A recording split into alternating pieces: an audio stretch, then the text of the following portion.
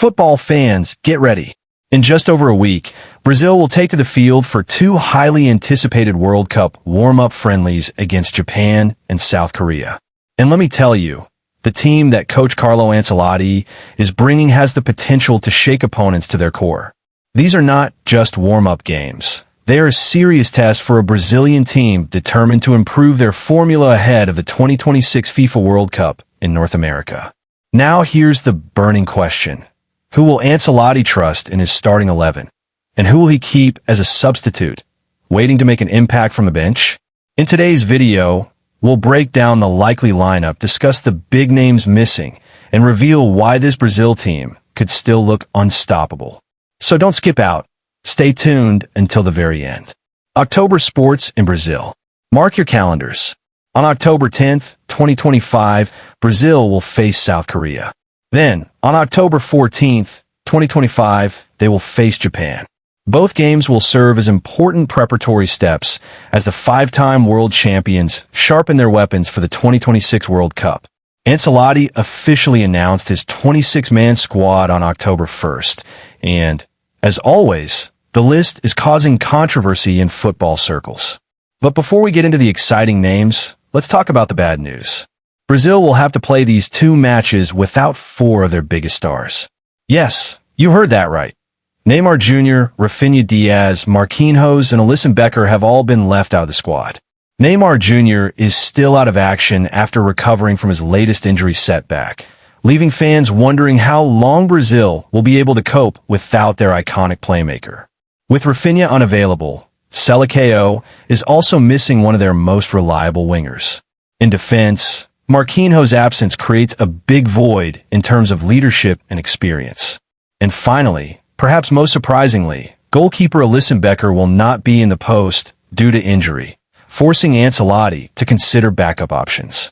For a team with depth like Brazil, this isn't a crisis, but make no mistake, these absences sting. The omission of Alisson Becker opens the door for Hugo Souza. At just 25 years old, Souza is still relatively untested at international level, but this could be a golden opportunity for him to prove his place in Brazil's long-term plans. In self-defense, I hope you see Gabriel Magalhães, Arsenal, Eder Militao, Real Madrid, Wesley, Douglas Santos. The backline may not have the same brilliance without Marquinhos, but Gabriel and Militao in particular bring European top-flight experience. If they move forward, Brazil's defense could be solid. The midfield will likely be anchored by Casemiro and Bruno Guimarães.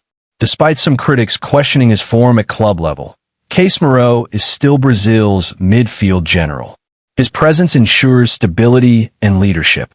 Meanwhile, Bruno Guimarães has been in great form in the Premier League, providing energy, vision, and creativity. Together, they courageously balance talent, an essential formula for Brazil. The big question now is, who will replace Neymar in the attacking midfield role? According to Ancelotti, Matheus Cunha will play as a number 10. Although Cunha does not carry the aura of a superstar like Neymar, he still brings versatility and dynamism. He has shown promise in European football and could thrive in the center of Brazil's attack with responsibility. On the wings, Brazil will still look formidable. On the left, Vinícius Jr., arguably one of the most dangerous players in current world football. His pace, dribbling, and confidence made him almost unplayable on his day. On the right, fans can expect to see rising star Estevão Willian, who many are calling the next big thing for Brazil. This could be his moment to declare himself on the world stage. Igor Jesus will lead the team as the number 9 batsman. The young striker has been in great form recently, and this could be an opportunity for him to establish himself as a future forward for Brazil. With Vinicius and Estevão also playing him, Igor Jesus could very well light up these matches. Of course, Ancelotti is not just relying on his starting 11. On the bench are Brazilians Rodrygo goes, Gabriel Martinelli, Richarlison, Luis Enrique, and Lucas Paquetá, all capable of changing the game as soon as they come on the pitch. Think about it. When you can get Rodrygo or Martinelli off the bench, you know the depth is formidable. Without Neymar, Raphinha, Marquinhos, and Alisson, this Brazil team is packed with talent.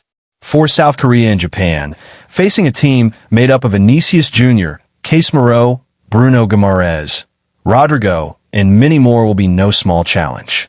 This is why many big Brazilian sports organizations are saying, if Ancelotti really deploys this lineup, opponents could lose sleep preparing for it. So football fans, what do you think of this potential Brazilian 11? Would you make any changes? Who do you think should be included in Ancelotti's lineup for these October matches? Let us know your thoughts in the comments. We'd love to hear from you. And if you're a true Brazil fan and want fast and reliable updates about the Seleção, click the subscribe button now. Because believe me, as the 2026 World Cup approaches, the Brazil story is heating up.